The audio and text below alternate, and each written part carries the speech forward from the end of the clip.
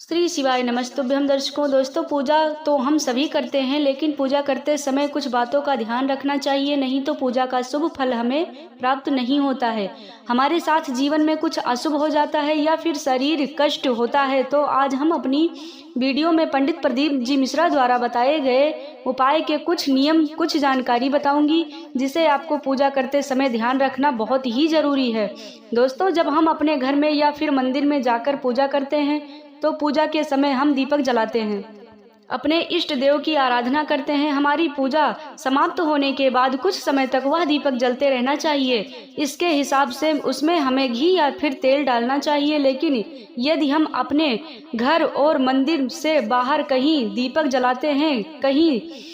जलाते हैं, जैसे कि कहीं पीपल के पेड़ के पास, फिर कहीं आंवले के पेड़ के पास या बेलपात्र के वृक्ष के पास, यदि कहीं बाहर जलाते हैं तो हमारे लिए यह बहुत ज़रूरी है कि जब हम दीपक जलाकर अपनी पूजा करते हैं तो सिर्फ उसमें उतना ही तेल या घी डालना चाहिए जितना हम उस समय पूजा कर रहे हैं। क्योंकि जब हम अपनी पूजा समाप्त करके वहां से अपने घर आ जाते हैं और उसे दिए में घी या तेल भर कर आ जाते हैं तो चलो ये देर तक जलता रहेगा। लेकिन अगर कोई हवा का झोंका या फिर किसी वजह से हजारों जो दिया है वह ठंडा पड़ जाए, यानी वो किसी कारण बुझ जाता है और उसमें घी और तेल वैसे ही पड़ा रहता है, उसका हमें दोष लगता है।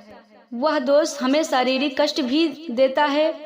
यदि हम कुंवारे हैं, यानी कोई लड़का या लड़की दिया जलाता है और उसकी शादी नहीं हुई है, तो वह दोष सिर्फ उसे लगता है, उसे कुछ शारीरिक कष्ट प्राप्त होगा या घर में कुछ अशुभ होगा। और यदि कोई पति या पत्नी वह दीपक जलाकर आता है और पूजा समाप्त करने के बाद ऐसे अपने घर आ जाता है, वह पर दीपक जो है ठंडा हो गया है, यानी बुझ गया है और उसमें घी या फिर तेल ऐसे ही पड़ा है, तो वो दोष होता है। और ये दोष दोनों को लगता है, चाहे वो दिया पति ने जलाया हो या फिर पत्नी ने जलाया हो, दोष दोनों को लगेगा, दोनों को कष्ट भोगना पड़ता है। चाहे दोनों के शरीर में कोई परेशानी आती है, गंभीर बीमारी उन्हें जकड़ सकती है या फिर घर में किसी तरह की विपदा आती है और कोई मुसीबत आ जाती है।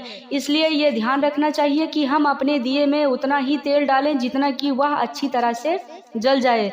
दिए के अंदर डाला गया तेल या घी पूरा जल जाना चाहिए। कहने का मतलब यह है कि आपके दिए में जलने के पश्चात जब वह ठंडा हो जाता है तो उसके कोई भी तेल या घी नहीं बचना चाहिए। इस प्रकार दिया जलाने से हमें हमारी पूजा का पूरा फल मिलेगा, हमारे कष्ट दूर हो जाएंगे, हमारे इष्ट देव भी प्रसन्न होंगे, हमारे किसी भी प्रकार का दोष नहीं लगेगा। तो मिलते हैं दर्शकों अगले वीडियो में। श्री शिवाय नमस्तुभ्यम। जय माता दी।